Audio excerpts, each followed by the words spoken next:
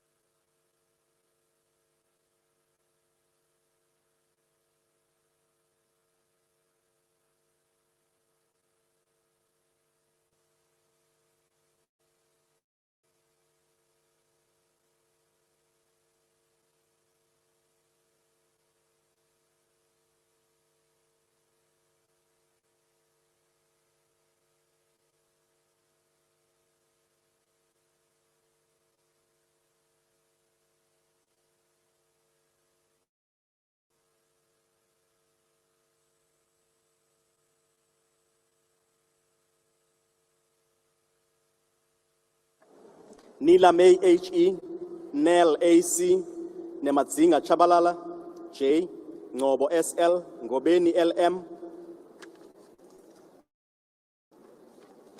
Ntlanta ME, Nana ME, Nihouse CJ, Nkabane NP,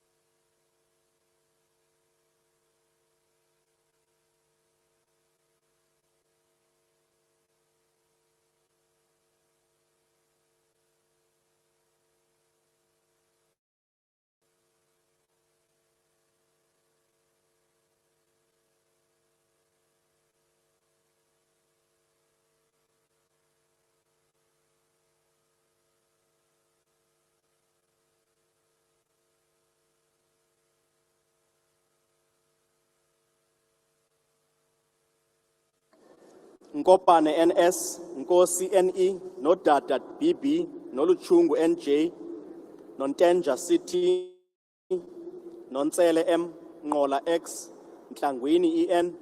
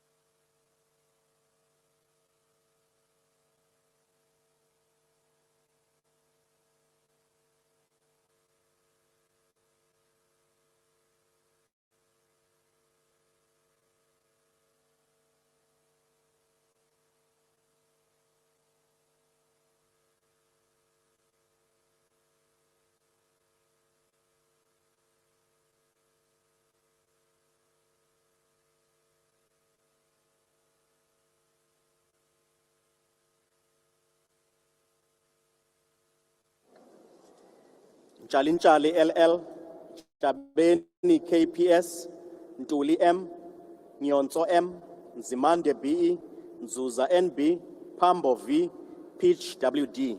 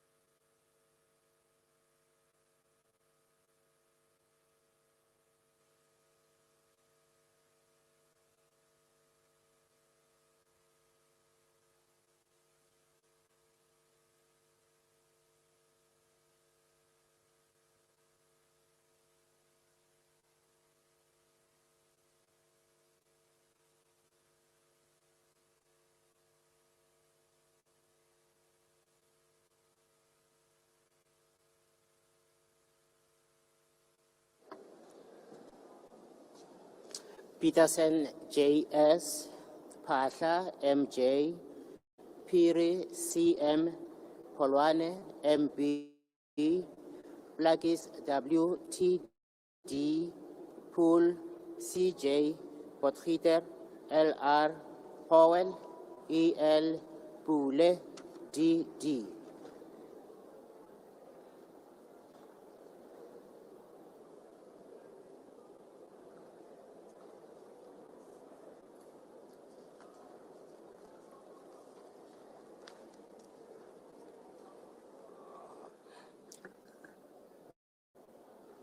Honorable members,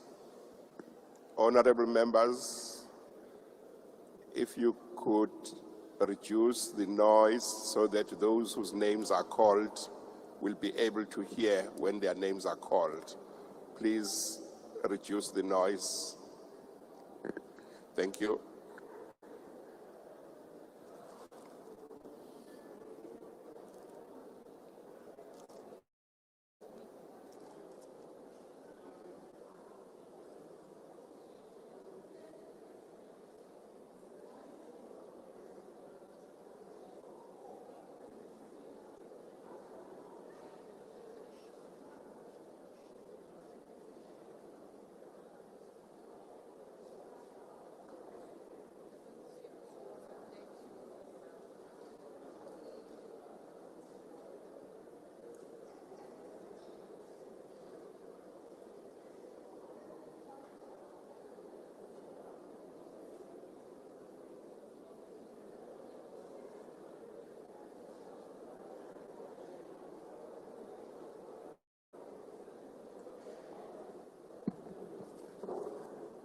Ramaila KS, Ramaphosa MC, Ramokhupa ML, Ramokhupa KD, Ramolubeng A, Ramungalo TR, Ruos AC, Roque FS.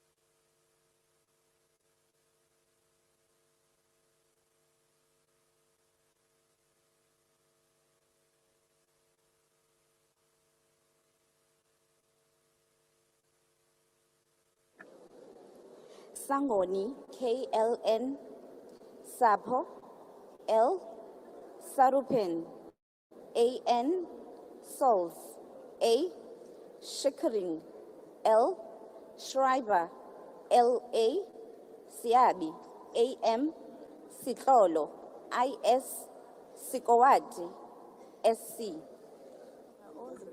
They are all red.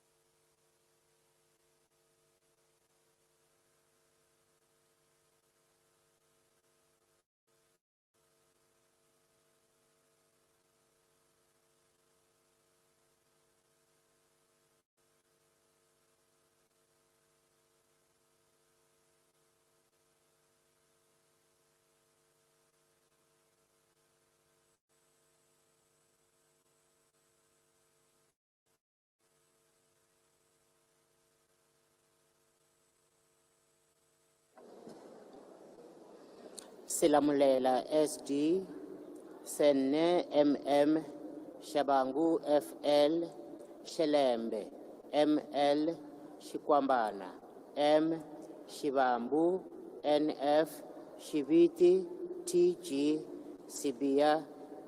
Sibia NM.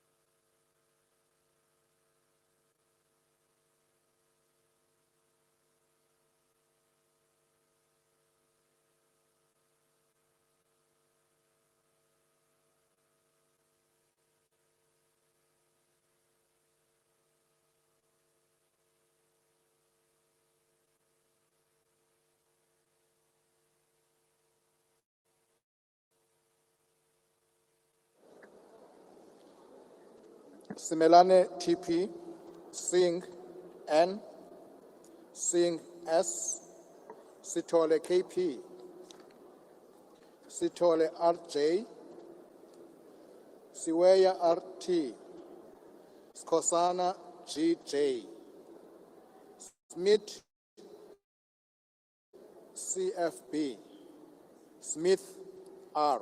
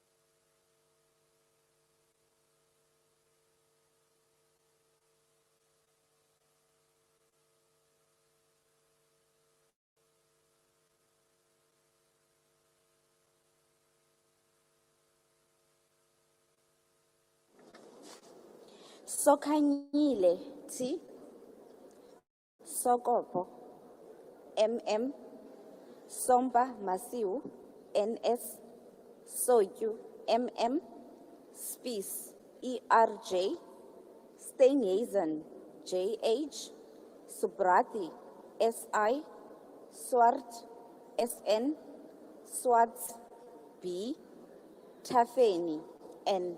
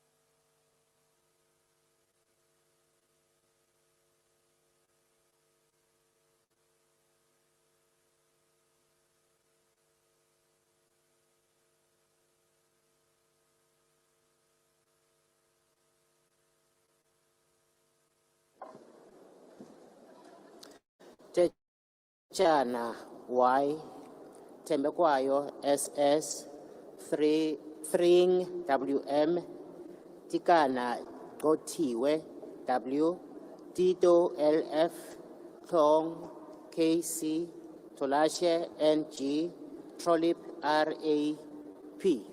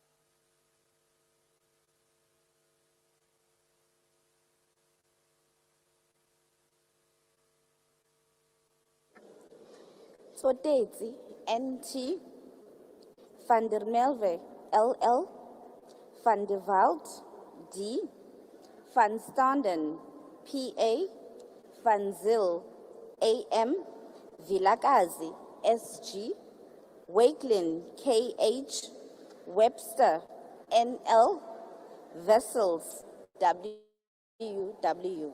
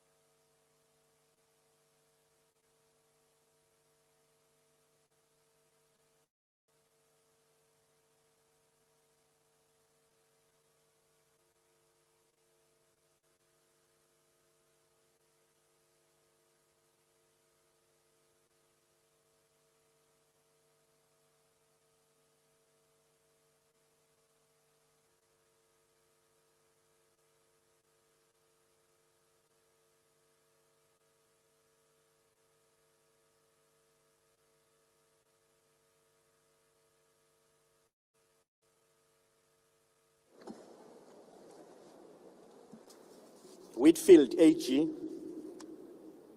Velskat C, Kabantshaba PP, Xhego ST, Yako YN, Zibi SS, Zikalala S, Zondi S, Zondo SS, Zungula V.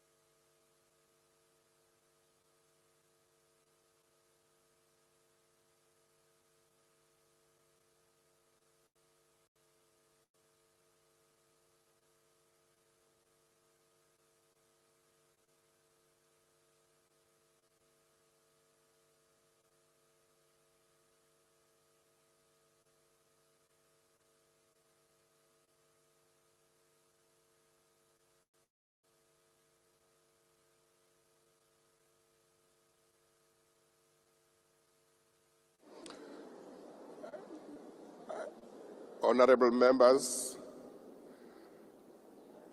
are there any members of the House who have been sworn in who have not been called to vote? No. Okay, we are done then. The assistant returning officers will now close and seal the boxes, the ballot boxes.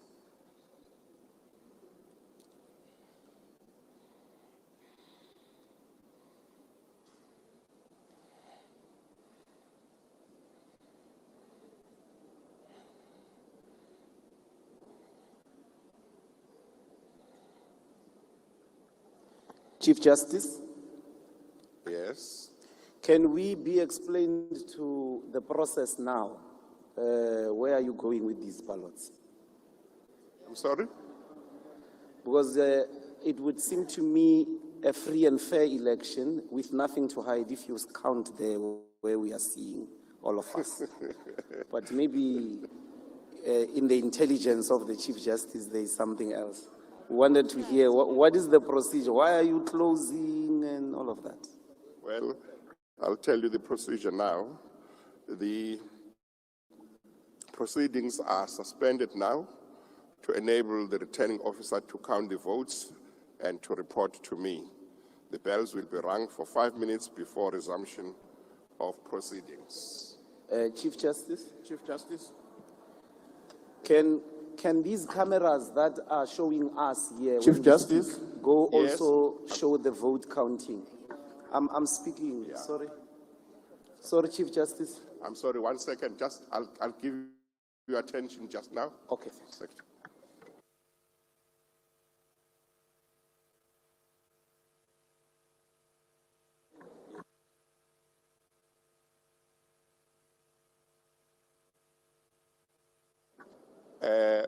Let me read this before I give you attention. Your question might fall away. The counting of votes goes according to the following rules.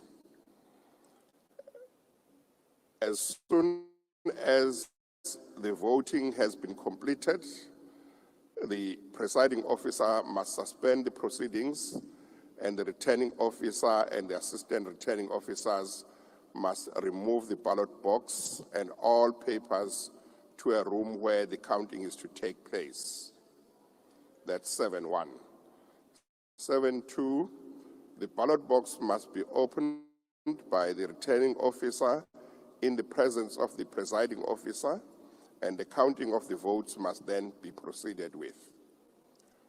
3, no person other than the presiding officer, the returning officer, and the assistant returning officers may be present in the room while the votes are being counted. 4, after the votes have been counted, the returning officer must report to the presiding officer, informing him or her of the result of the counting of the votes. 5, on receipt of the report, the presiding officer must return to the place of the meeting, which is here, and announce the results of the election. 6A, the returning officer must retain the nomination papers, the used ballot papers, and the counterfoils thereof in a sealed packet for a period of at least 1 year. B, the sealed packet may not be opened except by an order of court.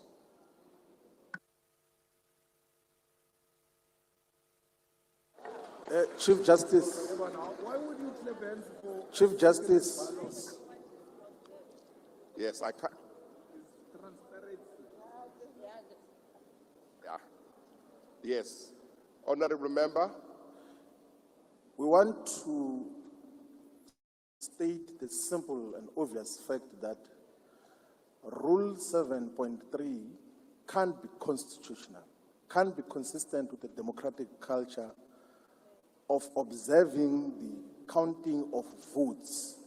You can't have a rule that says that when the counting happens, the presiding officer must be alone without any observation. It doesn't happen anywhere under a democratic process. So this rule is undemocratic. You can't go and count the votes in secret somewhere in a room without us observing what is happening with the votes.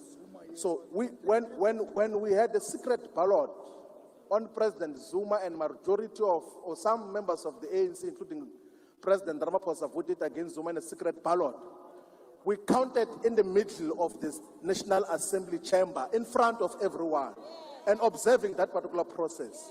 So please delete that thing of number 3, and then we open the ballot there, and then we count the votes in front of everyone. That is how we must proceed. Please.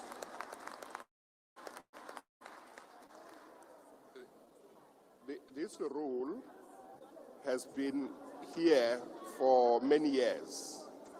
This is a rule that was here in 2019. It is a rule that was here in 2014, on my understanding. This is a rule that had been, one of the rules that had been made by the previous Chief Justice, which has been taken over, which has simply been taken over by me. So the rules as they stand are those rules that applied in 2019 and I believe before, and the only change I made was in the annexures. So the rules are the same, but I cannot decide to delete the rule as it is. It is in here. If it's unconstitutional, it would have to be set aside by a competent court. No. Chief Justice?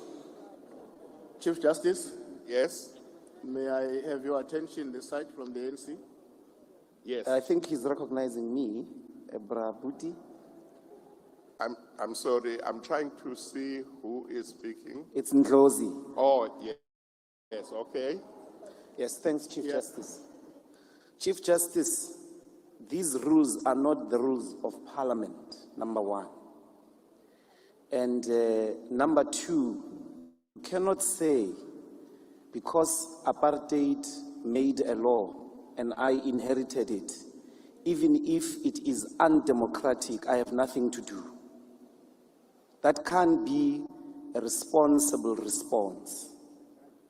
As the head of the judiciary, we are appealing that surely you agree it is undemocratic to say the counting cannot be observed. What are we teaching the country now? What are we telling the South Africans who are watching these proceedings? What are we telling the international community? That the head of our judiciary says a counting is going to be done in secret. We are appealing to you. Set this rule aside. Nobody will do anything. It's your rule. It's not us. It doesn't have to be subjected to anything. It is undemocratic. It's inconsistent with the Constitution of the Republic of South Africa. And no one is going to lose anything. These cameras that are showing me now must zoom in as the counting is happening. The last thing I want to say, in 2019, there was an outright winner. In 2019, there was no contestation.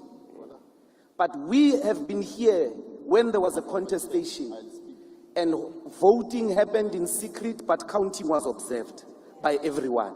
And it happened on the floor of the National Assembly.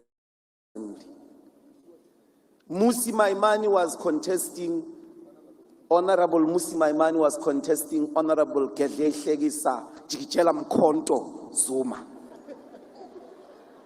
And we counted here.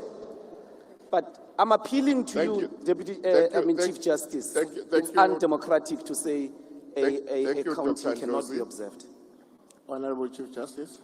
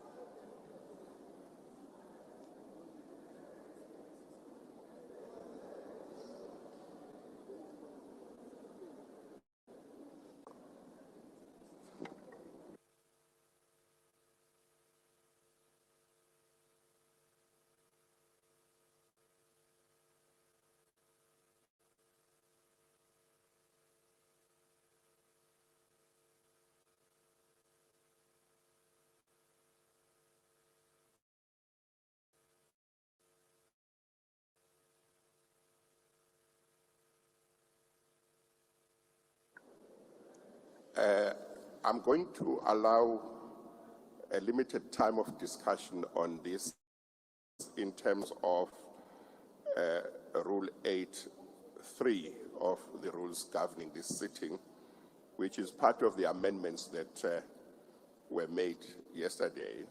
It allows me to allow very limited discussion. I've heard Mr. Ndlozi, and basically his concern is that the counting should happen here. Is that correct? Is that correct? Yeah. And he says that in the past it has happened. Let me hear a few more views. Honorable Chief Justice. Let me start this side. Thank you very much, Chief Justice. Just a couple of things. I think it would be improper for us to essentially want to amend rules which were approved by the Chief Justice on the 27th of May.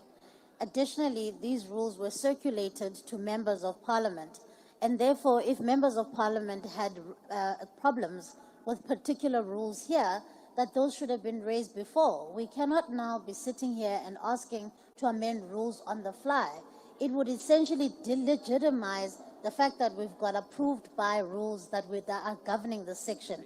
In addition to that, these rules are not just rules that have been created by the Chief Justice. They emanate from the Constitution under Section 9 of Schedule 3 of the Constitution. So I think it would be improper for us to now belatedly say we want to change rules on the floor of the House. Thank you. Thank you. Thank you very much. The floor is yours. Thank you very much. Chief Justice, some of us, you can't see Honorable us, who are Chief behind Justice. the voting booth. Thank you very much, Honorable Chief Justice. I would like to suggest that instead of having the counting taking place here at the plenary, let's rather agree as a sitting that we designate party whips to observe the counting wherever it will be taking place, rather than having it taking place at the plenary of the sitting. I'm of the view that that approach would not necessarily cause the amendments of the rules, but it addresses the concern arising from what has been referred to as a past experience, where the counting was observed at the plenary of the National Assembly. That's what I want to propose. Thank you. Yes, thank you.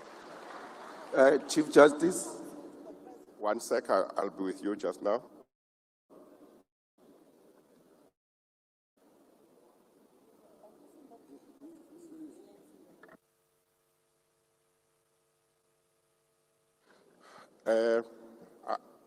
I'm Julius advised Malema here, that Chief Justice. I'll come to the one who wishes to have my attention. I'm advised that because it's a new parliament, there wouldn't be any whips. You would have to have representatives.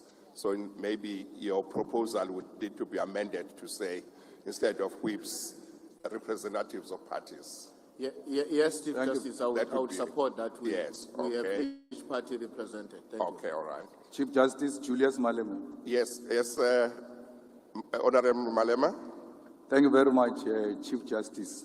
I never thought I would sit in a meeting where we argue with the head of the judiciary about internationally acceptable methods of running a democratic elections. The observation, for you to observe the elections, is a democratic practice which is internationally acceptable. And we cannot have a debate about that. And no one, Chief Justice, stands to lose anything out of observation of elections unless someone seeks to do something that is undemocratic. But if it is in line with democratic principles, it is internationally acceptable that a free and fair elections will, amongst other things, include that there were observers who observed the proceedings of the elections. So I fully support what Honorable Ntuli suggests, that if you want to go and then enjoy Cape Town while people are counting, let's get people to go and represent us. But in the past, and all members who are returning members here know it, in the past we used to count in the middle of the plenary. It's not something strange. And Floyd was an observer in one of those countings that happened here. And Honorable Musi was a candidate of such a contestation. Those people, both of them are here, Yes. who were there before. So we support that motion, and anything else that is not democratic that is being suggested by the DA is not supported, is strongly opposed, because it even comes from wrong people. Chief Justice Okay, honorable members. Nabayomzi Kwangwa from the UDM. Honorable members, I know that there are members who still want to say something. Among the rules that were introduced into the rules by way of amendment yesterday, there is Rule 8.3.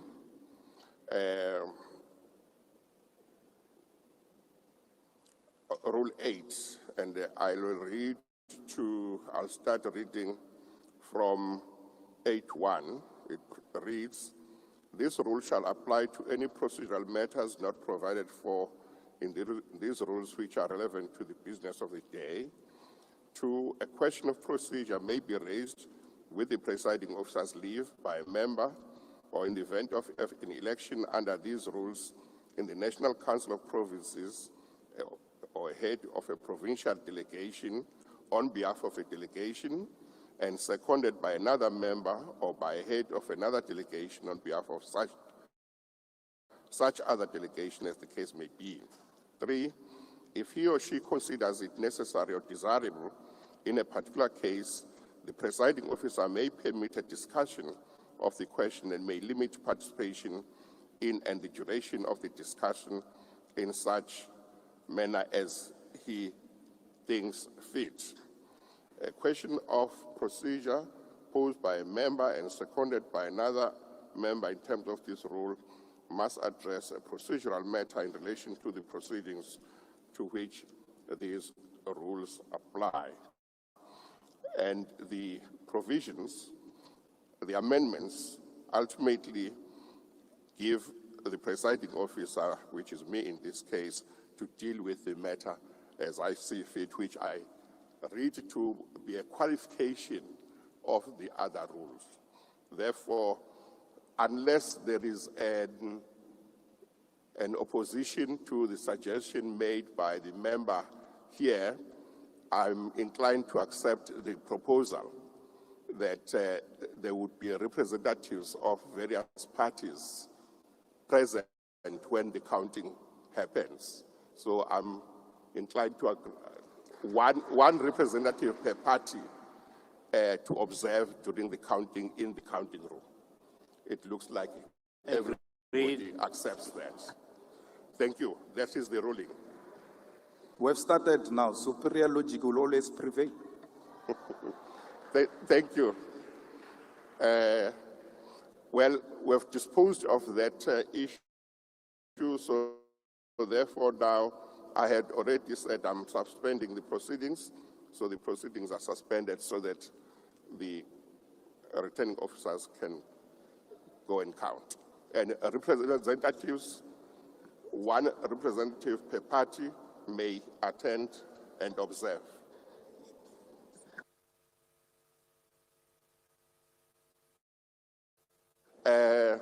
Please, those representatives who will go to the counting room, please don't take any photos.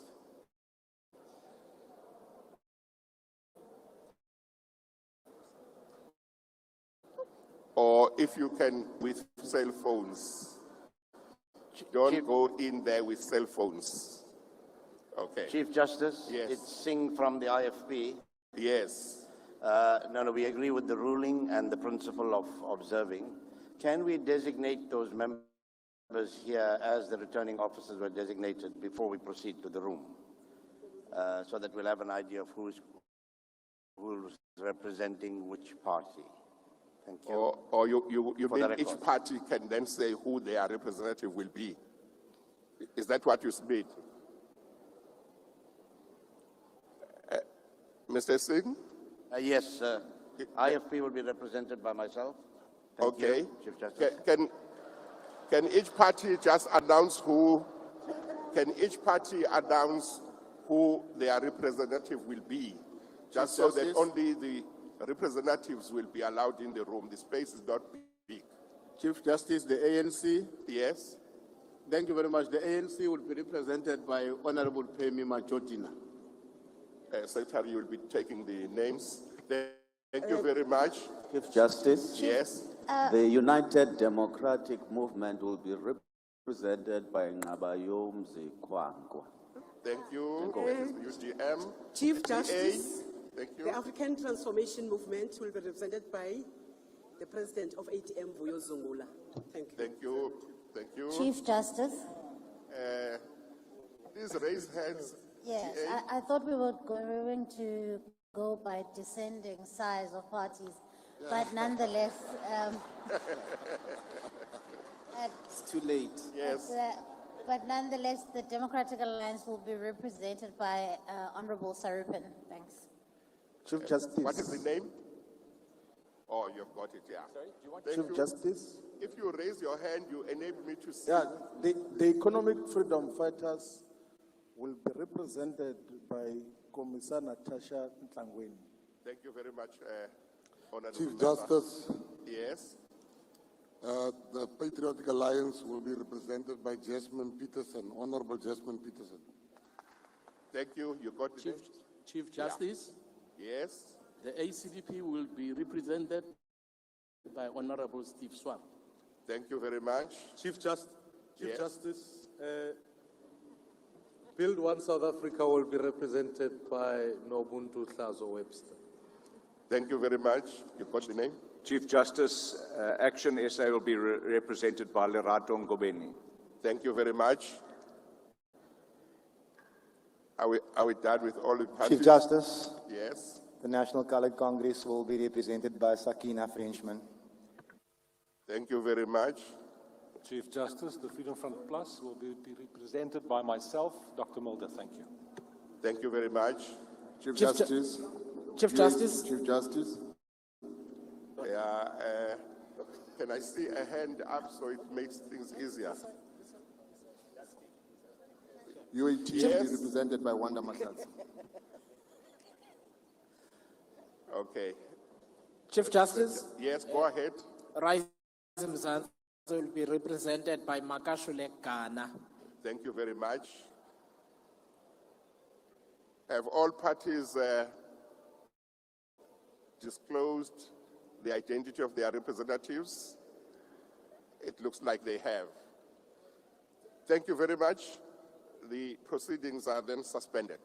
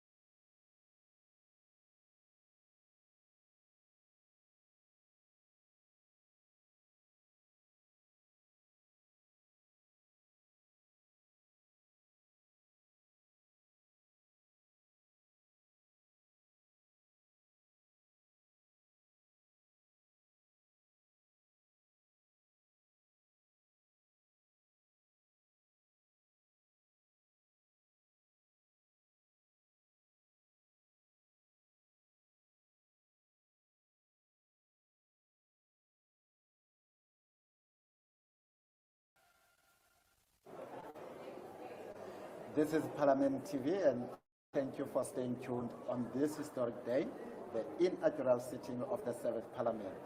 If you are just joining us, the proceedings are well on the way since the start of the sitting at 10 a.m. today. The members of the National Assembly have been sworn in, and now the votes are in for the election of the Speaker of the National Assembly. There were 2 nominations for the Speaker of the National Assembly. Ms. Togo Didiza of the ANC, and Ms. Veronica Mente of the EFF. And as the House, just before the House was suspended to allow the counting of the vote, we had the members in the House raising an issue where they requested that there be observers from each political party on the counting of the election. And we also had the Chief Justice making it very clear that no cell phones in the counting room. I think this is quite the same as what we had during the national elections, right? And I think it's also important that we highlight the fact that when the elections started, Chief Justice Raymond Zondo requested that the returning officers ensure that the ballot boxes were empty. And I'm sure this was to ensure the integrity of the elections. And now with these party observers, it's also to enforce the integrity of counting of these votes. Looks like the National Assembly will have another woman speaker, and this would be the 5th woman in this position. The role of the speaker cannot be understated. The Speaker of the National Assembly is elected to and removed from office in terms of Section 52 of the Constitution. In terms of this section, the House must elect the Speaker from its members during the first House sitting. The House may remove the Speaker by resolution. The House must fill the position when it becomes vacant during the term, and the Chief Justice must preside over the election of the Speaker. The Speaker is the leader of the National Assembly, and their role goes further than presiding over sittings. Yes, that's true, Tsepo. And the Speaker's mandate is twofold. It is constitutional and institutional. And this mandate is furthermore dual at the National Assembly and parliamentary level. In both situations, it involves interacting with the following sectors of the global community: international, continental, regional, and national. Yes, Tim Ngozi, the constitutional mandate of the Speaker is provided for in Section 91D of the Constitution, that says that in the event of the unavailability of the President, the Speaker of the National Assembly must act as the President until the National Assembly designates one of its members. Section 90 generally provides for the appointment of the acting President, but the subsection D, is the only one that goes on to say until the National Assembly designates one of its other members. The section can be interpreted to mean that the Speaker is the only one who must act when the post of the President is vacant. Further, the use of the phrase "its other members" means that the person occupying the position of Speaker cannot be designated as the President. It therefore makes sense that the Constitution dictates that this person, as somebody who has no interest in this position, and therefore the objective, must act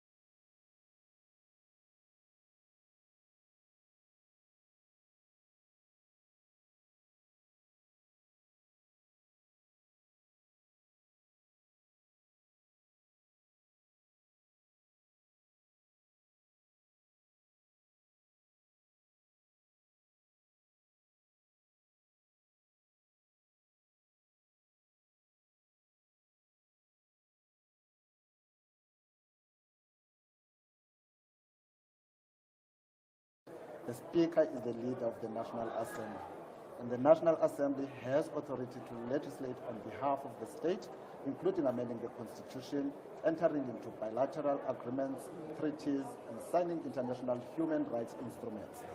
And as the leader of the House, the Speaker has to ensure that these processes are in accordance with the Constitution. And the Speaker has to ensure that the members of the public participate in legislation making. She must also ensure that the House oversees and monitors the performance of the executive arm for effective implementation of legislation already passed by the House. And institutionally, the Speaker, as the leader of the House, is responsible for providing political leadership and strategic direction to the House, exercising impartiality at all times in pursuance of these duties. So the impartiality of the Speaker is one of the prime values of the integrity of the South African Parliament, and it is measured in terms of that.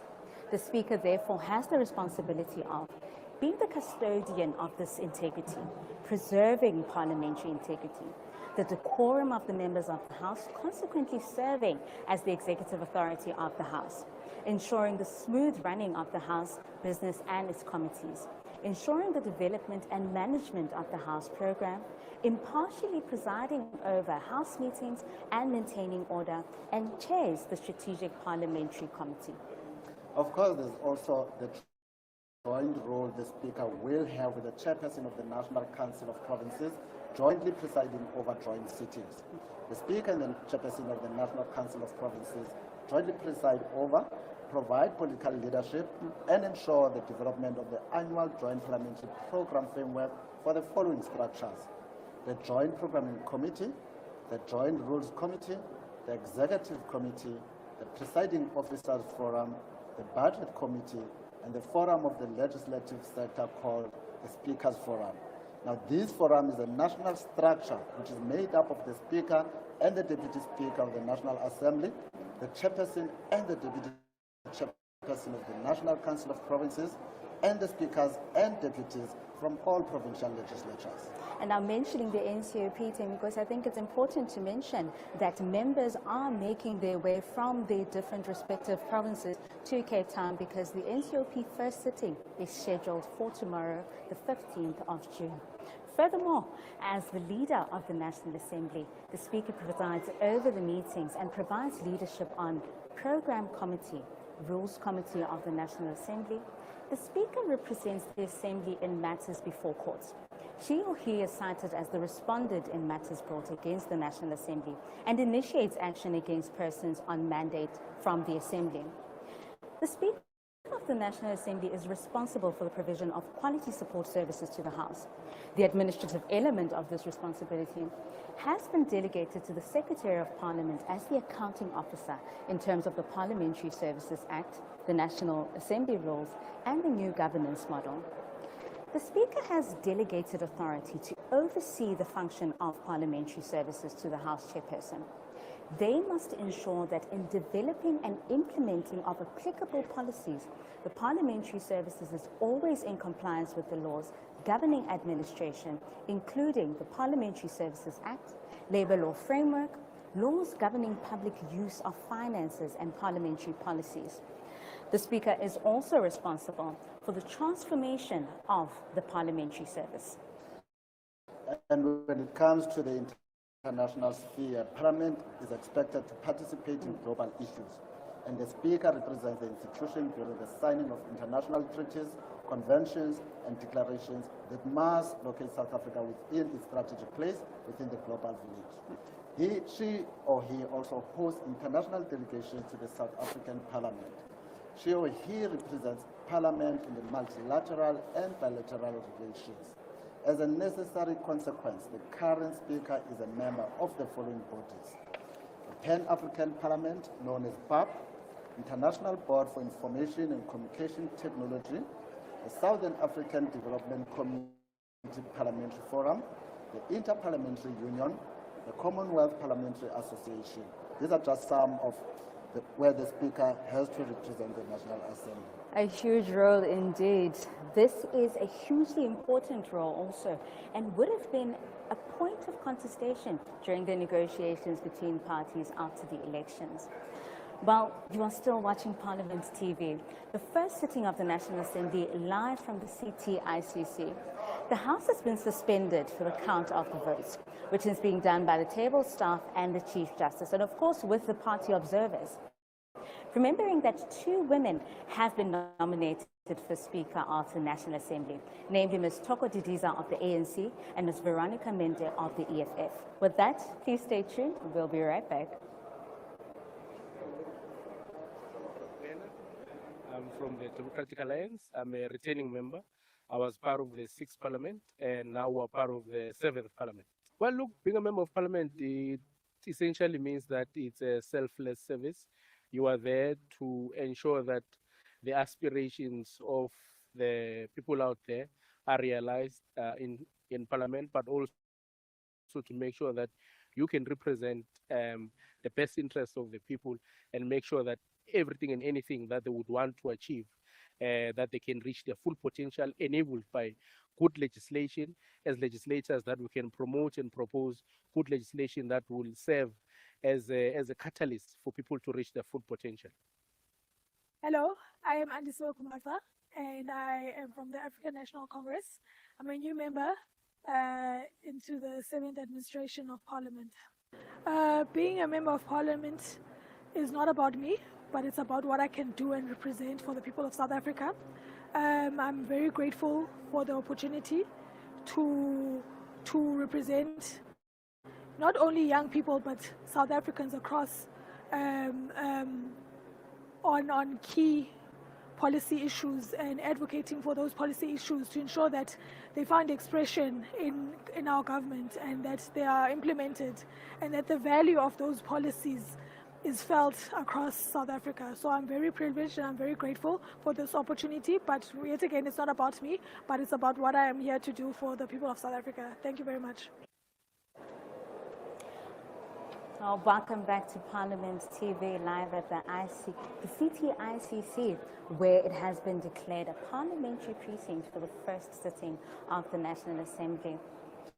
Yes, Tebo, we are at the CTICC and you have just joined us. You can follow us on all our social media platforms at Parliament of RSA, on Twitter, on X, formerly Twitter, on Facebook, on Instagram, and all other social media platforms that are there.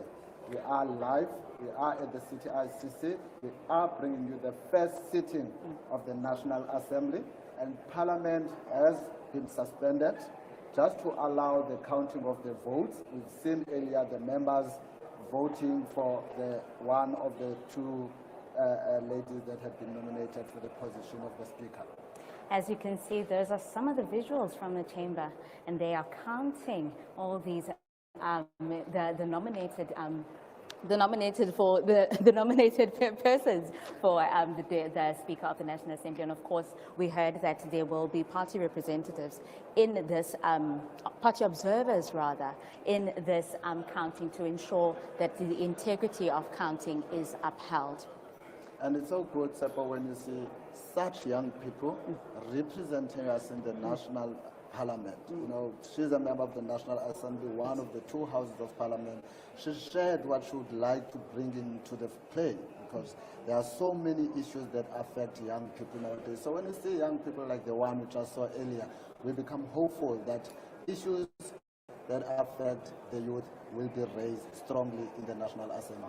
And throughout the day, we've been playing you clips that we had these little interviews with members yesterday where we asked them what it means to be a member to them. Let's take a look at this. I grew up in Johannesburg, Gauteng, but I've been living in Cape Town for the last 10 years. And I'm a new member for the Democratic Alliance, but I've served as John Steenhuisen's Chief of Staff for the past 4.5 years now. I think it's an amazing opportunity to affect change in South Africa. I think that you become an instrument of our democracy. You're elected to represent your constituents and all South Africans who want a better future. And I think it's a very big responsibility to help bring that to light and, enact it for the country. So very great opportunity, a big honor, lots of pressure on my shoulders, but hoping to make South Africa proud. So my name is Patrick Atkinson, and I'm a member of the Democratic Alliance. And this is actually the second time I'm going to be in Parliament. I was in the 5th Parliament, so I sat here between 2014 and 2019. And then during the last term, I was in the Gauteng legislature, so I'm very pleased to be back for the 7th term of Parliament, which I believe will be an historic time. So I feel very privileged to be here. It means that you are able to get into the arena and really make a difference for the people of South Africa. So what I do believe is that we have the possibility in this Parliament to make everyone's lives better over the next 5 years. And I think being a member of Parliament actually gives you that opportunity to do something about it. Rather than talking, we're doing. My name is Liam Jacobs, and I'm representing the Democratic Alliance, and I'm a new member. Tell you what, I'm a firm believer in the fact that you have to go out there and change your corner of the world, because the world is too big to change in and of itself. thanks to Parliament, my corner of the world just happens to be the Republic of South Africa. So being a member of Parliament means being able to make change in this particular corner of the world and truly realize a fantastic South Africa, an optimistic South Africa, and a prosperous South Africa for all South Africans. A fantastic and optimistic South Africa is what Mr. Jacobs is wishing for, and I'm sure those are the wishes of all South Africans across. And we are still waiting. The vote counting is still happening. Hence, the House has been suspended. And as soon as that counting is done, we will be taking you back to the House as the Chief Justice will then be making an announcement on who will be the Speaker of the 7th administration. Of course, members of the public will be interested in knowing that most of the new members and old, all of them have this new vision for South Africa in the next 5 years. Of course, everybody is talking about making a change. Everybody is talking about eradicating poverty. And everybody is talking about ensuring that issues such as unemployment are dealt with. Yeah, sizawuhlala Tshepo sibabonile abantu abatsha abaninzi kwaye siyathemba ukuthi lukhona utshintsho oluzaza kuba izimvo zabantu abatsha zizawutsho zivakale. Siyayazi uba abantu abatsha are confronted with challenges of unemployment. There's a high rate of unemployment among young people. We know that they are affected by issues of poverty, affected by so many issues. So siyathemba ukuthi njengoba sibona abantu abatsha coming into the space. Bonile nakwi-6th Parliament we had quite a few, but njengoba sibona njengoba ingathi inani liye lisanda. Ngoko ke ndiqinisekile loo nto leyo iyalizisa ithemba ebantwini abatsha kuba bayabona ukuthi bamelwe phaa kulaa ndlu yowiso-mthetho. That is absolutely correct. Ka Sesotho re re batho ba batjha ba re emetse and ba dutse dinthong dibakeng tse leng hore di bohlokwa haholo to ensure that there is change and there is innovative ideas in South Africa.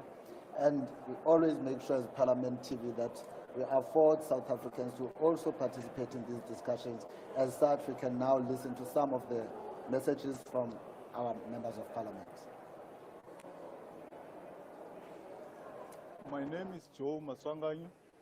I'm a member of the African National Congress. I'm a returning member of Parliament.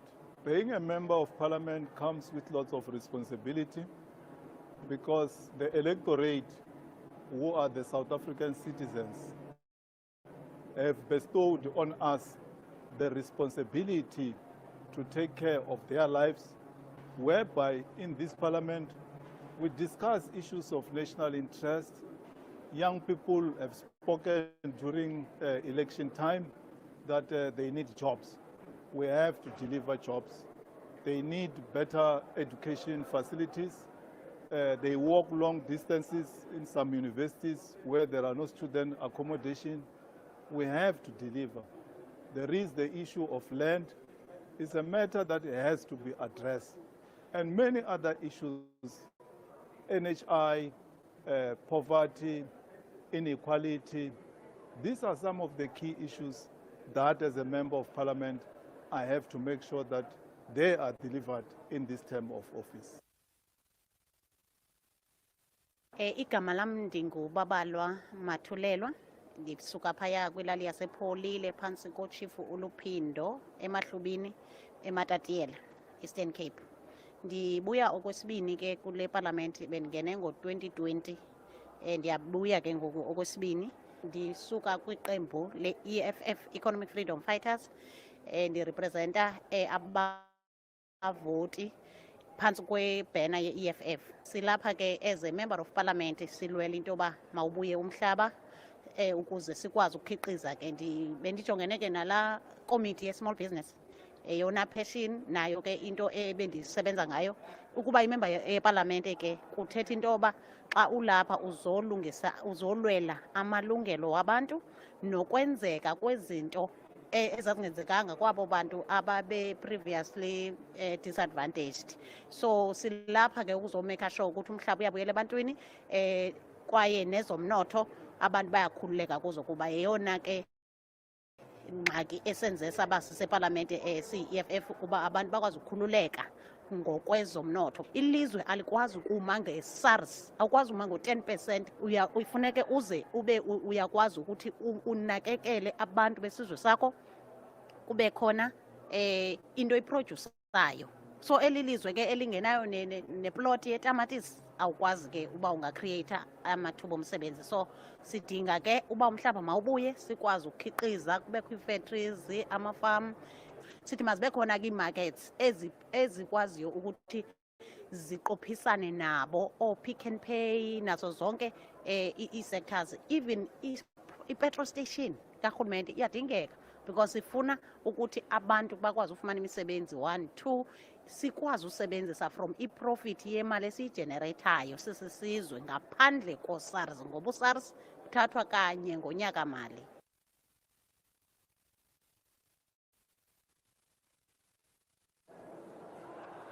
And those are some of the visuals in the chamber, and we are still waiting on the completion of the count of votes for the election of the Speaker of the National Assembly.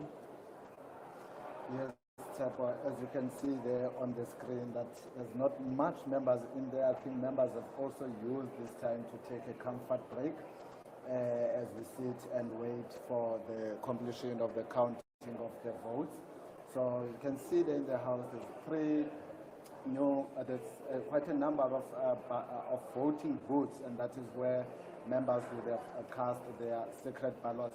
But we've been talking about, given the names of the 2 women that have been nominated for the position of the Speaker, but we haven't said much about them. Now, I think it's maybe we'll be doing justice if we talk more about these 2 women. Ms. Toko Didiza is currently serving as the Minister of Agriculture, Land Reform and Rural Development in the 6th administration. She has recently been elected as the chairperson of the African Union Ministerial Specialized Technical Committee on Agriculture, Rural Development, Water and Environment.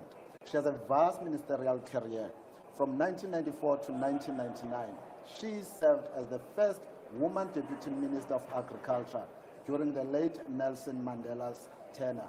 From 1999 to 2004, she was appointed as the Minister of Agriculture and Land Affairs.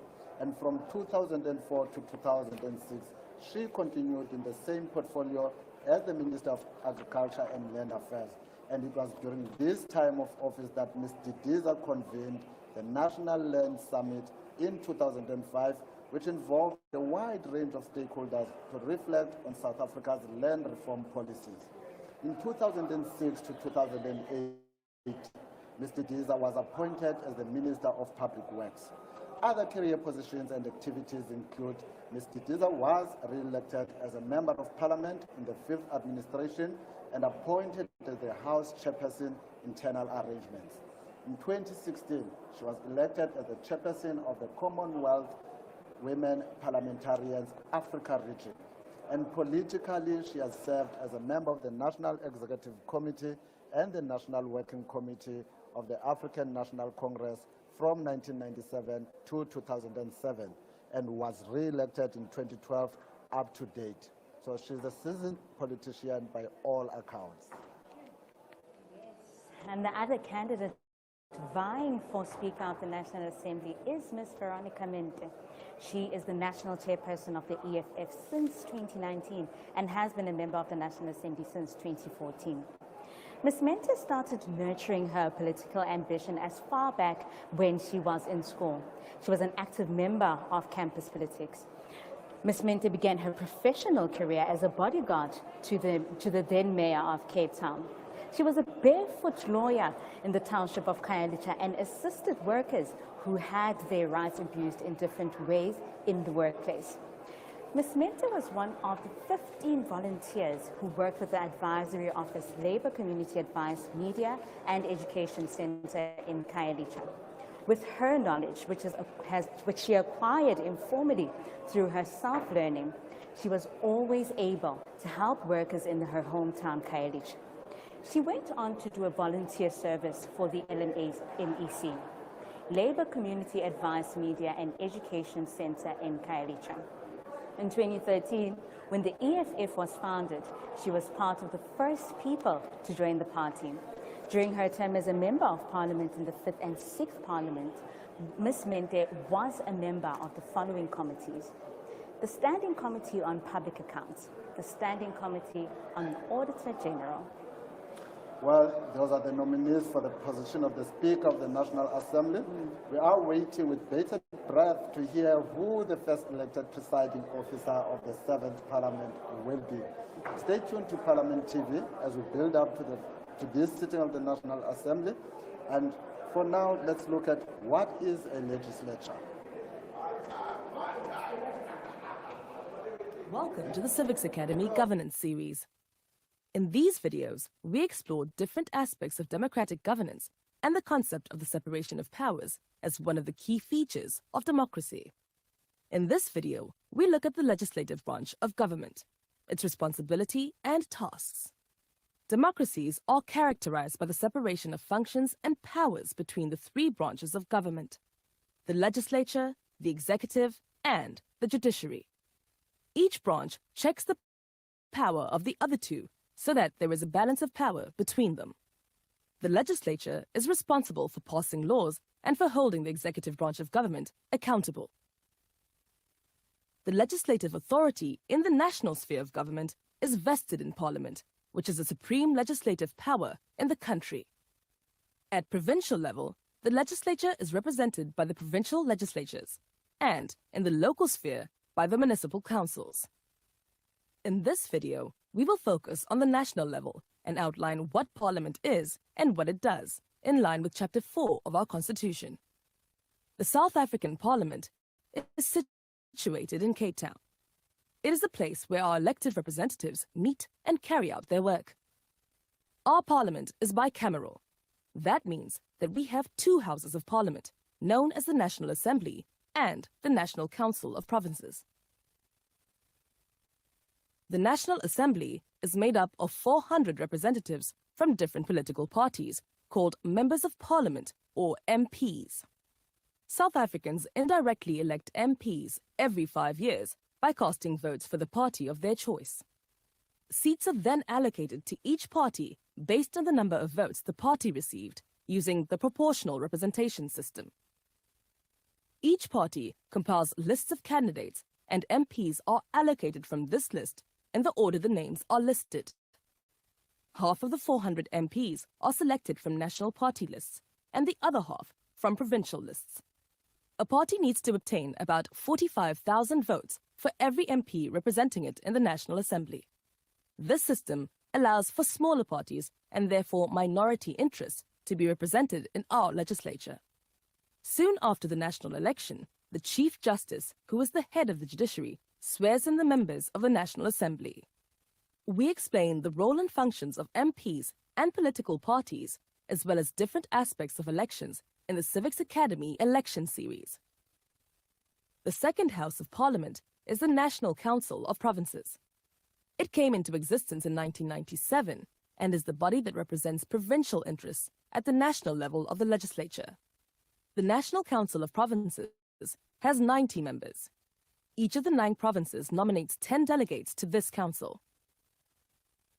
The delegation usually consists of the Premier, 3 other temporary delegates who can change from time to time, and 6 permanent delegates nominated for the full term of Parliament. The party representation in the delegations must proportionally reflect the party representation in the provincial legislatures. Now that we know what Parliament is, let's talk about what Parliament does. Each house has its own distinct role and functions, as set out in the Constitution. However, there are also many instances where the two houses act together to conduct joint business. To simplify, we are referring to both houses of Parliament here. They have 4 main functions, or areas of jurisdiction. These are: 1. The consideration, amendment, and passing of draft laws, called bills. Bills are usually introduced by the executive, but they can also be introduced by MPs and are then discussed in parliamentary committees, which may amend provisions and approve them before both houses of Parliament vote on whether to pass them. Parliament must ensure that all bills conform to the provisions of the Constitution before being passed. Otherwise, a High Court can declare the law or parts of it unconstitutional and invalid. If this is confirmed by the Constitutional Court, the law has no force and effect, as if it was never passed. Parliament may also amend the Constitution with a 2/3 majority of votes. Furthermore, the Constitution requires Parliament to allow members of the public to participate in lawmaking processes through written submissions or by giving testimony before parliamentary committees. 2. The election of the President. At its first sitting after the election, the National Assembly elects the President from among its members. The leader of the political party that wins the majority of the seats in the National Assembly is nominated and elected as President. Once elected President, he or she becomes the head of the executive and stops being a member of Parliament. 3. Oversight of the executive. Parliament approves the budgets of government departments and has the duty to scrutinize and oversee the work of the executive and to hold cabinet ministers accountable. The various committees of the National Assembly and the National Council of Provinces can call cabinet ministers to appear before them to explain their work and to answer questions about their work. In this way, the committees of the National Assembly and the National Council of Provinces ensure that the members of cabinet do their job properly. The President and his or her cabinet are also required to answer questions in Parliament and to defend their budget every year before the National Assembly. 4. Parliament provides a national forum for consideration of important issues. To achieve this goal, political parties table motions that must be debated and voted on. The National Assembly and the National Council of Provinces carry out their duties in different ways. Each house meets in its own plenary session to pass legislation and debate issues. In extraordinary circumstances, the National Assembly and the National Council of Provinces can meet in joint sittings to debate important issues of the day or to listen to important speeches. Beyond these regularly scheduled plenary sessions, the President may at any time summon Parliament for an extraordinary sitting. Parliamentary work is done in a number of different committees, consisting of smaller groups of members. Committees enable members of Parliament to develop expertise and in-depth knowledge of the specific committee's area of responsibility, for example, health, education, or foreign policy. Each house has its own committees. Committees are, in general, proportionally representative of the parties in Parliament and headed by a chairperson. They are required to report regularly on their activities and to make recommendations to their house for debate and decision. There are a number of joint committees of the National Assembly and the National Council of Provinces. For example, the Annual Constitutional Review Committee. Committee meetings are generally open to the public. Summary. The legislature is the representative of the people of South Africa. The 400 plus 90 representatives are given their mandates through regular elections and vote on issues of national importance in Parliament. Parliament is responsible for passing laws and for holding the executive branch of government accountable. The power of Parliament is limited by the Constitution. The judiciary checks the exercise of power by the legislature. Through its work, Parliament is tasked to make sure that the interests of the people of South Africa are represented in all their diversity.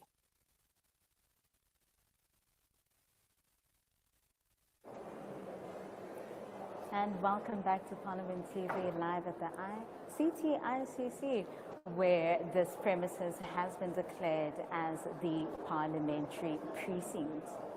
Now, of course, the counting of votes is underway. And as you can see your visuals right there, there are party representatives or party observers who are overlooking the counting process. And everyone is waiting for the results, and we hope that that process will be concluded soon. And as soon as that process is concluded, then the presiding, the people that are helping with the counting of the votes, the returning ones and the new ones, will then go to the presiding officer and provide a report of the counting, and it is at that instance then the presiding officer with the Chief Justice will then read the outcome of the election. And from there on, we can expect then to see the same process, but now with the election of the Deputy Speaker. I think viewers should also bear in mind that tomorrow the NCOP will also have its first sitting, and that is scheduled for the 15th of June. Of course, we heard from this STP, which is the Secretary to Parliament, Mr. Kolile Jog, from his media briefing yesterday, where he spoke about the readiness of Parliament for the NCOP members. Of course, members are coming from their respective provinces, making their way to Parliament, and they will go through the necessary parliamentary registration process. I think it's also important just to inform our viewers at home that unlike the National Assembly, the National Council of Provinces has 90 members, which consist of 10 members from each province. We have 6 permanent delegates and we have 4 special delegates, which are often led by the Premier of the province or the person that the Premier has delegated to lead. So we expect that tomorrow members would have arrived in Cape Town. A number of provincial legislatures were sitting today, and we expect that they would have concluded their processes so that to allow those members that they will be sending to Parliament to travel. Of course, those from the Western Cape don't need to travel as they are already here, but I'm also told that quite a number of members have started making their way to Cape Town, and tomorrow will then facilitate the appointment of the chairperson of the National Council of Provinces, as well as the deputy chairperson and the chief whip of the National Council of Provinces. Of course, you are still live on Parliament TV. Let's look at the role of the National Assembly and its functions.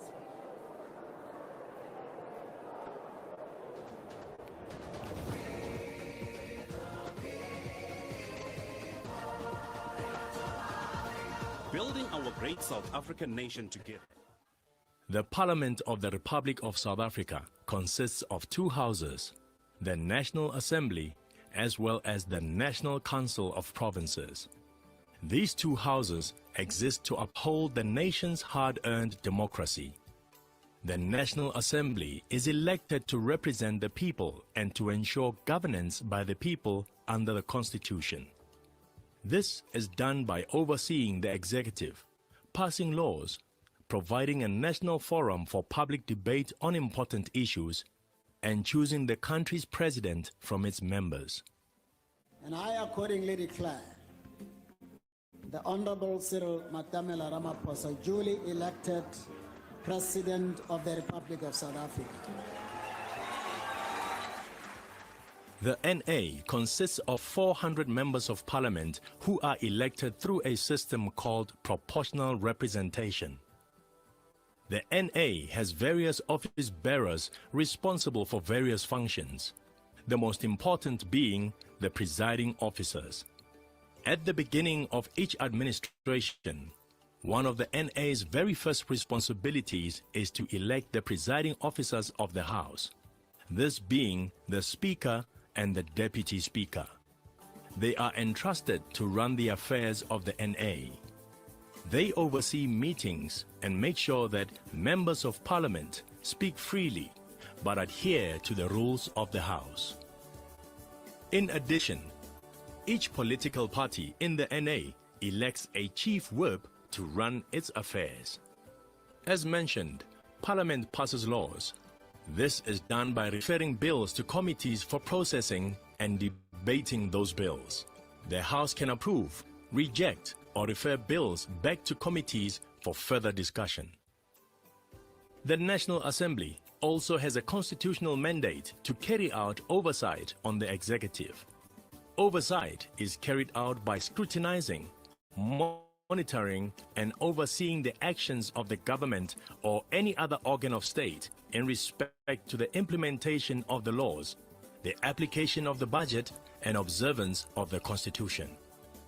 The National Assembly keeps the executive accountable by approving budgets, asking parliamentary questions, having parliamentary debates about the important issues, and by proposing and voting on motions relating to the work of government. All these efforts to make your future work better.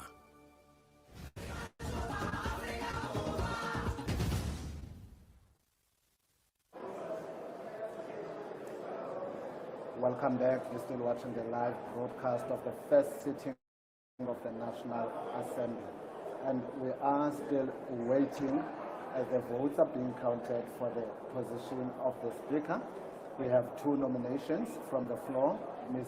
Toko Didiza and Ms. Veronica Mente. Whilst we are waiting, the Parliament TV visited the National Election Results Center, and we spoke to a few stakeholders who took part in the preparation and the election process. Let's have a look.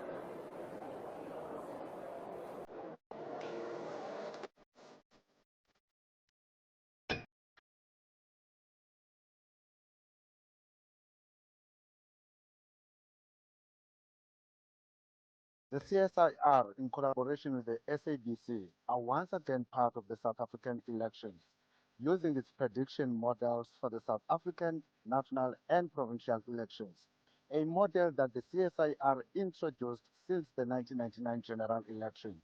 And standing with me now is Dr. Jeffrey Baloyi of the CSIR. Good afternoon, and thank you very much for taking this interview. Thank you for welcoming me. Dr. Baloyi, if you could briefly share with us what is the role of the CSIR in an election?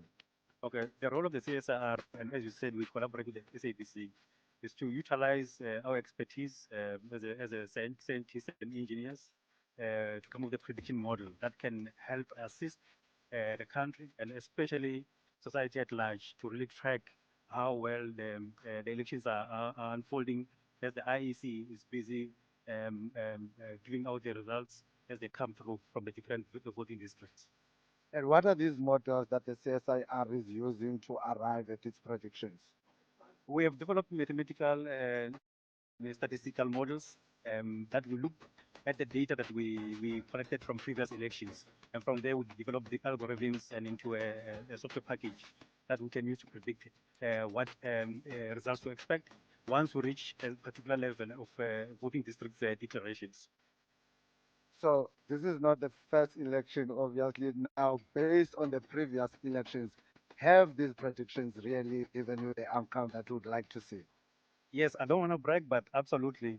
Since we started doing our predictions since 1999, we've always been accurate in our predictions, and we started cooperating with the SABC since 2004, and we also feel comfortable and confident that even in these elections, we're going to be accurate in our predictions. And when does CSIR start with its work? When does CSIR ordinarily start preparing for an upcoming election? Actually, we start as soon as we collect the results from these elections. For example, for the next elections, we have to update our models with the new data. So we start as soon as possible. So when the next elections come, for example, the municipal elections, when did you come? We are ready for it. Mr. Baloyi, thank you very much for talking to us. You're welcome. Well, that was Dr. Jeffrey Baloyi of the CSIR talking to us about CSIR prediction models in an election.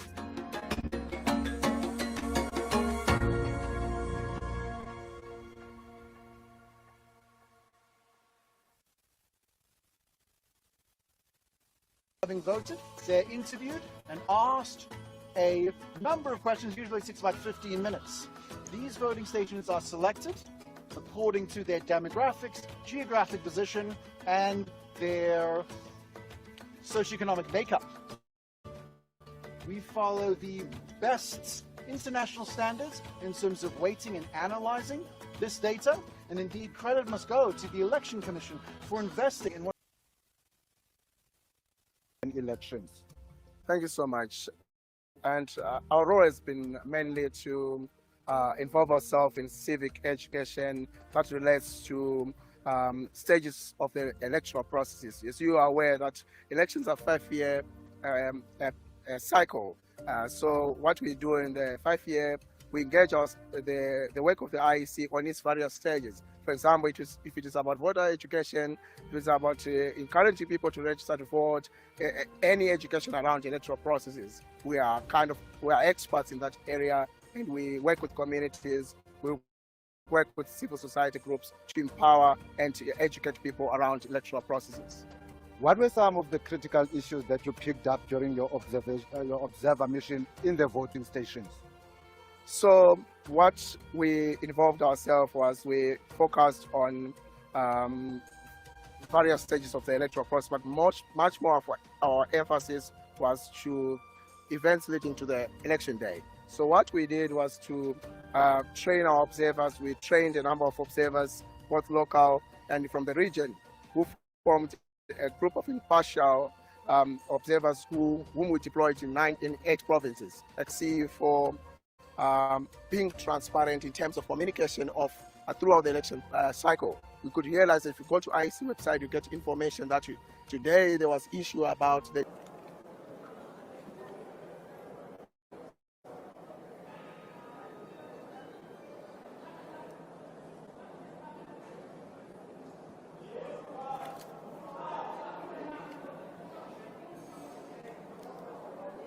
Please take your seats. And of course, we are still live at the CTICC, where this is the first National Assembly sitting. And of course, this is the moment of truth.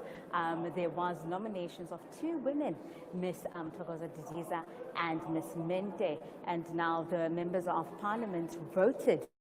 And now we are waiting for those election results to come through. Members are settling down, and hopefully very soon the Chief Justice will make that very anticipated announcement. As you can see those visuals right there, this is one of the most significant proceedings when it comes to the opening of Parliament, of course. This is the Parliament of the 7th administration, and it is quite important when we're going into this 5-year term to ensure that all proceedings are followed to the T. Those ballot areas are still there, which is just an indication of what happened about an hour ago when members elected their preferred candidate. Those are some of the members walking towards the chamber. Of course, members of the public cannot hear it, but here live at the City ICC, we did hear the bells ringing, which is an indication for members to go to the chamber and take their seats. Of course, earlier on, there was more than one nomination that was received, and the Chief Justice announced that a secret ballot would take place in the House in terms of item 6 of Part A of Schedule 3 to the Constitution. He suspended proceedings to allow for preparations for the voting process. At the resumption of the proceedings, the Chief Justice announced the procedure to be followed, and members were called in groups to cast their ballots. Of course, the President and the Deputy President there, as you can see them interacting, and of course probably also waiting for the much anticipated result for the Speaker of Parliament. Now, it's just reminding you of the reason why we find ourselves here. And of course, this is because there was more than one nomination that was received for the Chief Justice, for the nomination of the Speaker of Parliament, Speaker of the National Assembly, rather. Of course, after the proceedings resumed, the Chief Justice announced the procedure to be followed, and members were called in groups to cast their ballots. The Chief Justice was assisted by returning officers appointed by him, and the election was conducted. Now, we saw here that most of the political parties had an issue with the elections being counted without any party observers, and so the Chief Justice allowed that, and party observers were allowed to sit in while those election counting was going on. Of course, now we are waiting for the Chief Justice to proceed with the resumption of the House, where he will announce the results in the event of the majority being obtained, and then he will accordingly declare the member concerned as having been duly elected as Speaker. The Chief Justice will then congratulate the newly elected Speaker and call upon the Sergeant at Arms to conduct the Speaker to the Chair. Of course, then the following procedure will then be that the Sergeant of Arms will then enter the House and approach the newly elected Speaker, will bow and will conduct the Speaker to the Chair. The Speaker is given an opportunity to express his or her sense of honour, thus conferred, and thereafter proceeds with the process of the election of the Deputy Speaker. The same procedure for the election of the Speaker is followed by the Speaker when presiding over the election of the Deputy Speaker. Of course, the order of proceedings indicates that right after this, the Deputy Speaker will be up next when it comes to the nominations and elections. Of course, members are probably eager for that process as well. And of course, the proceedings are similar to those of the election of the Speaker of the National Assembly. And let's tune in live.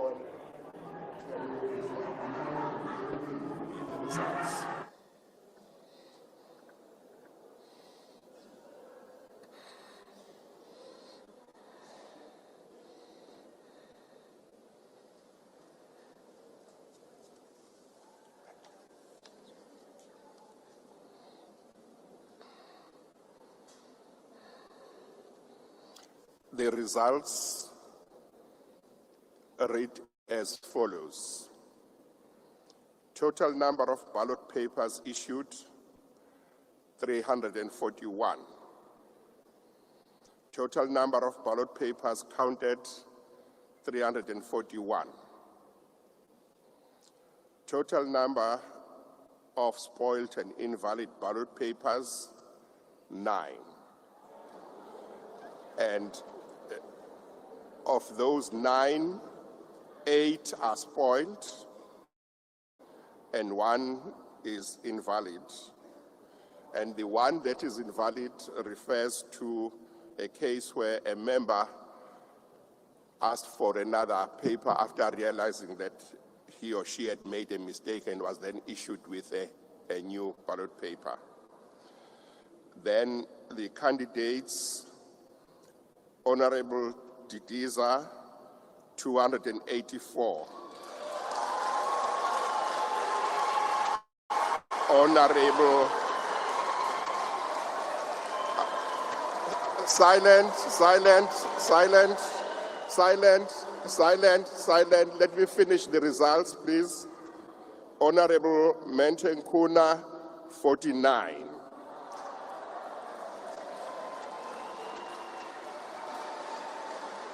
In terms of item 6,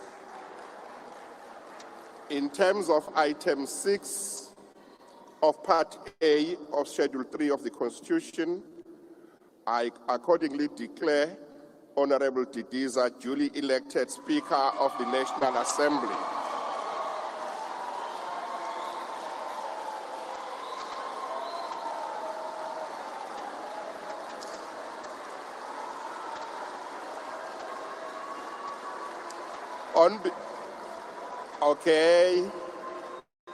On behalf of all present here, I have the honor of congratulating you on your election as Speaker. I now call upon the Acting Sergeant at Arms to conduct the Honorable Speaker to the chair.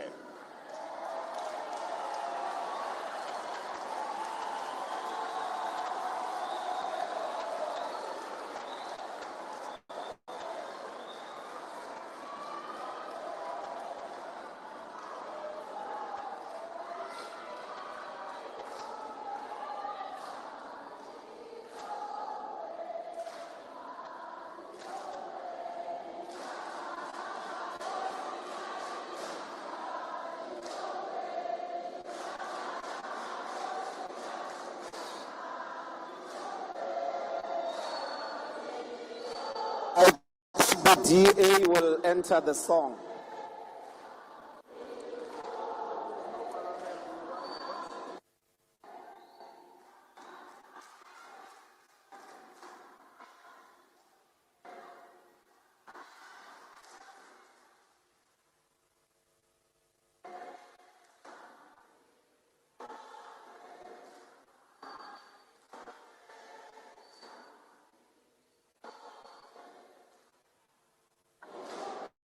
Will all members rise, please?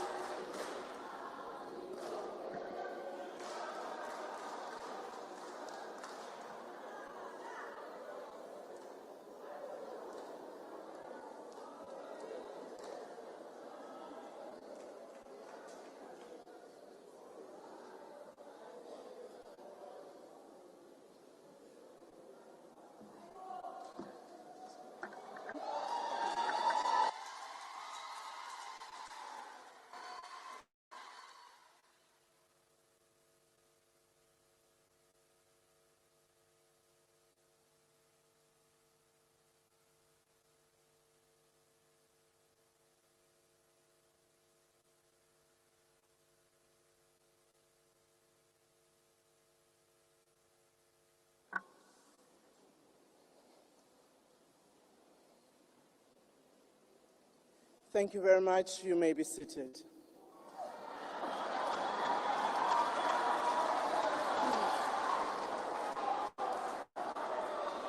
Order, honorable members.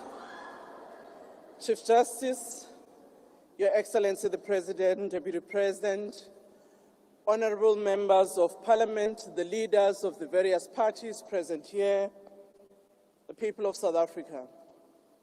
I'd like to thank all of you as members who have participated in this democratic process of electing the Speaker of the National Assembly in the 7th Parliament of the Republic of South Africa. I'd like to thank my organization, the African National Congress, for having nominated me to represent them as the movement, but also the people of South Africa, supported by the parties that have voted me. But I also know that the other party that might have nominated a candidate duly supports this nomination.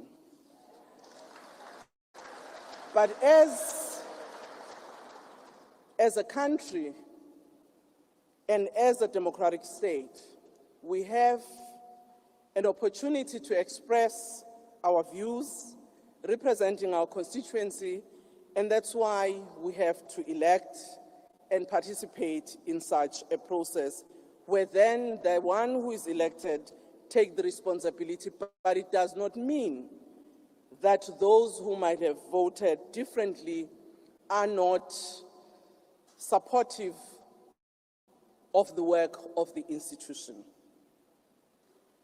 This indeed is an important institution of our country, where we have to pass laws and represent our people and ensure that the work that we do as legislators in passing those laws and also ensuring that we play an oversight role on the executive, we do so in the interest of our people.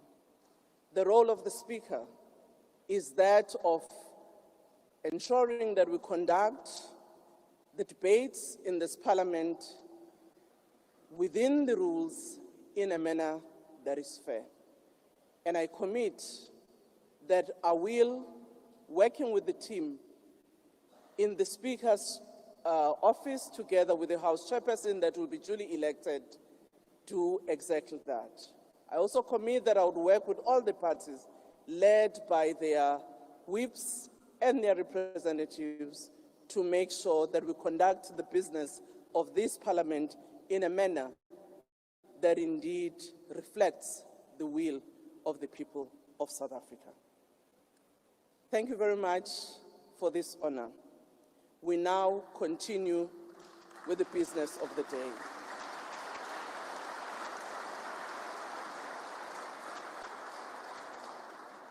Order, honorable members. The House will proceed with the election of a Deputy Speaker in terms of the procedure set out in Part A of Schedule 3 of the Constitution and in accordance with rules of Chief Justice of the Republic of South Africa.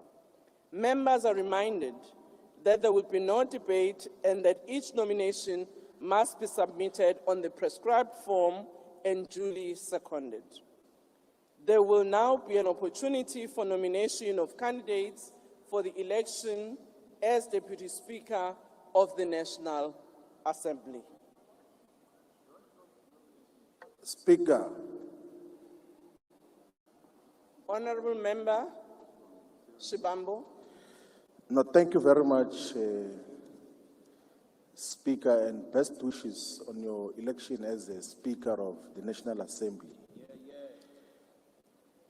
So, I stand myself as Nico Floyd Shibambo to nominate Honorable Violet Zungula as the Deputy Speaker of the National Assembly.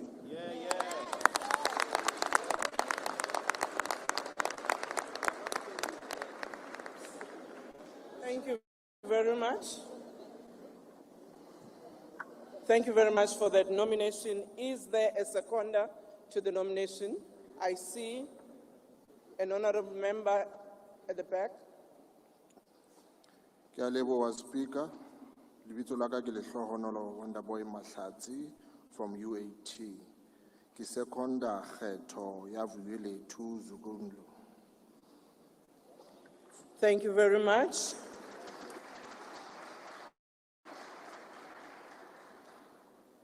May I ask whether the nominee accepts the nomination? Thank you, Speaker. Dinga uVuyelethu Zungula, uDosini, uNoyila, uMqohana. Into ngathi inkosi emntwini kuba inkosi ngokwayo. Ndiyasamkela isiphakamiso. Thank you. Thank you very much. Can the returning officer indicate to me whether the form has been handed over? The nomination form of Honorable Zungula.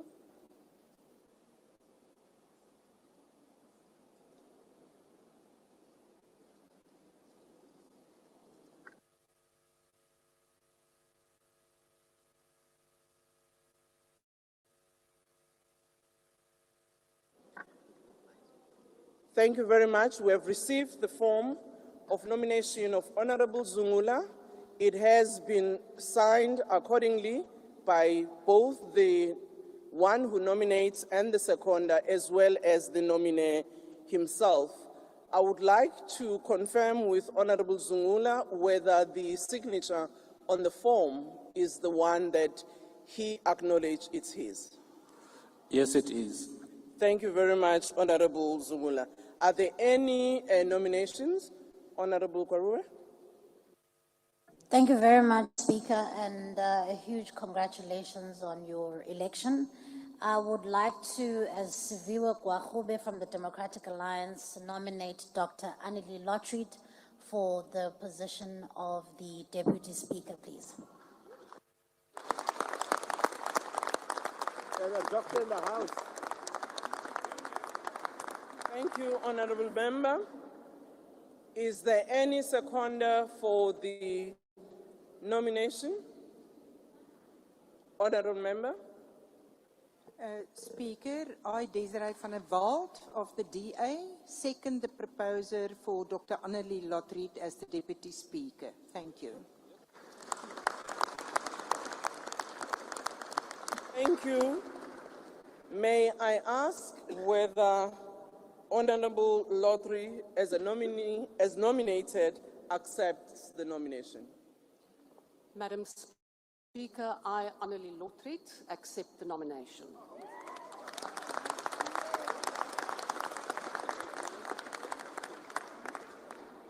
May I check with the returning officer whether the form has been received?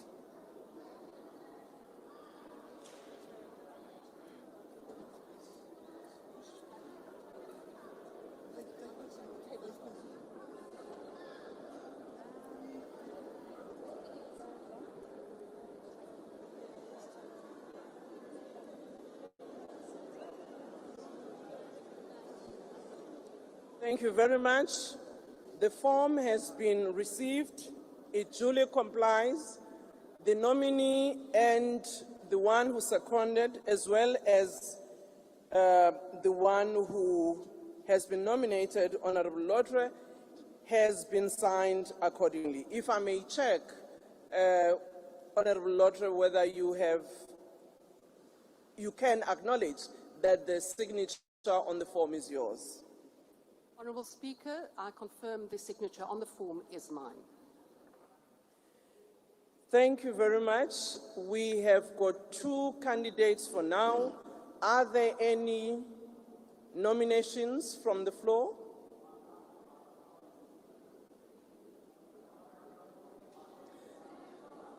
There are no nominations. I don't see any hand.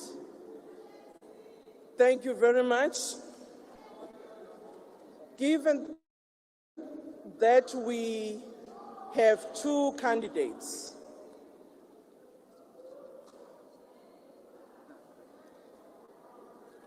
a secret ballot will take place in terms of item 6 of Part A of Schedule 3 to the Constitution. Order, honorable members. I now suspend proceedings to allow the returning officers to prepare ballot papers. We shall resume proceedings when the bells are rung. The madam is in charge. Thank you very much, honorable members. The Naze returning nayithengisa officers ikhandwe. will Naze now take nalithengisa the ilizwe. responsibility. ANC The bells bafunda will kuni. Bafunda kuni. members. Naze nalithengisa ilizwe. Umthengisi, umthengisi, umthengisi. Taste your own.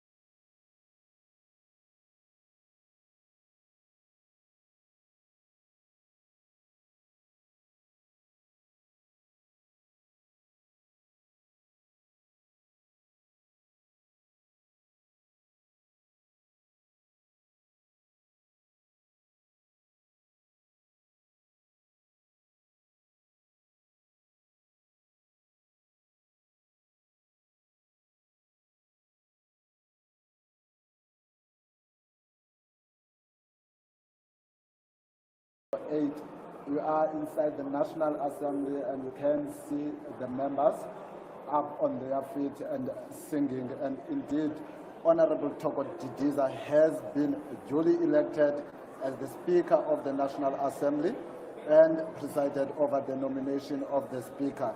Ms. Didiza is the fifth woman Speaker of the National Assembly, following then Ms. Frene Chinwala, may her soul rest in peace, Ms. Baleka Mbete, who was followed by Ms. Gwen Mahlangu Kabinde, and after her it was Ms. Tandi Modise, and after Ms. Modise it was Ms. Nosiviwe Ngabula, and we now have Ms. Toko Didiza. The House is now suspended for the printing out of ballot papers, after which the secret ballot vote for the Deputy Speaker will resume. The candidates for Deputy Speaker are Honorable Avuyolwethu Zungula, the leader of the African Transformation Movement, and Honorable Dr. Annelien Lotriet of the DA. We do know that Mr. Zungula was nominated by the Deputy President of the EFF and Dr. I think this is important times because now we are seeing the government of national unity for the first time, where South Africa does not have an outright majority. Yeah, Tsebo, and just to take the viewers through the outcome of the voting, we know that 310 ballot papers were issued. We have 284 votes went in favor of Ms. Toko Didiza. 49 votes went in favor of Ms. Veronica Mente, the chairperson of the Economic Freedom Fighters. We have been informed that 8 of the ballot votes were spoiled and there was 1 invalid vote. Of course, viewers will then know and they have seen that the proceedings that were followed to nominate the Deputy Speaker are very similar to that of the Speaker of the National Assembly. Of course, we mentioned that, of course, the proceedings are similar to those of the election of the Speaker of the National Assembly. However, the newly elected Speaker of the National Assembly, Honorable Didiza, is the one who presided over these proceedings. And so for someone who was not here when that announcement was made, there was lots of noise that came from the National Assembly, people cheering for the appointment of Ms. Toko Didiza as the Speaker of the National Assembly for the 7th administration. Of course, the National Assembly has been suspended as they are busy preparing the ballot votes. We know that there will be 2 names on the ballot votes, that of Mr. Zungula and that of Dr. Lotrit. So they are currently busy with the printing of those ballot papers, and as soon as the printing is done, the House will resume again, where we will see members, as we have previously seen when they were electing the Speaker, casting their votes again secretly inside the chamber.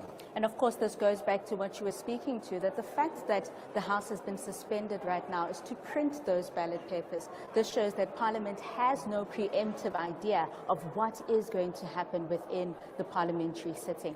Of course, this means that there's a lot of integrity, there's a lot of fairness within the elections, and of course, hopefully, maybe just like the elections of the Speaker of the National Assembly, maybe there will be party observers with this counting.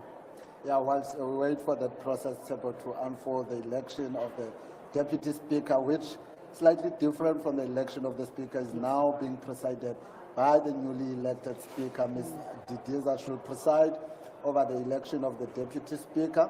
And once that process has concluded, the Chief Justice would then take the seat and preside over the election of the President, and the same process that was followed with the election of the Speaker and the Deputy Speaker will be followed with the President as well. That is if there is more than one nomination. And I must say, Madam Speaker is taking to her seat very comfortably, calling to order with the National Assembly. Now, let's just remind the viewers of the Speaker's mandate, which is twofold. It is constitutional and institutional. And of course, we've seen her exercise that mandate even here while we were talking, while the members were nominating their preferred candidate for the Deputy Speaker position. Now, on the Speaker's mandate, right, which is twofold, we have mentioned that it is constitutional and institutional. This mandate, furthermore, is dual with the National Assembly and on a parliamentary level. I think in both institutions, it involves interacting and following sectors of the global community. It is an important role, a role that ensures that necessitates a person who has integrity, a person who is firm, and a person who exercises the very mandate that has been imposed on them. And just something of interest that we picked up on Twitter, a Twitter by a former member of Parliament, Phumzile van Dam, who had indicated that she is one of the members that would not take orders in the House, but unfortunately she's indicated that each time when Matt Didiza is chairing the sitting of the National Assembly, whenever she was told to sit down, she would do so. So just supplementing what you have said earlier, that the firmness that she took that chair with, so we hope that all will be well for her over this parliamentary term. I think then it's very important to remind viewers that the first sitting of the NCOP is scheduled to take place tomorrow, 15 June. Of course, members of the NCOP are making their way from their respective provinces, making their way to Cape Town and having to go through that registration process that is needed.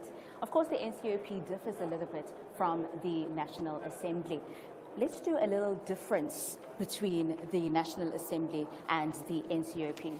So the National Assembly constitutes of 400 members, while the NCOP constitutes of only 90. The National Assembly has a Speaker of the National Assembly, while the NCOP has a chairperson of the NCOP.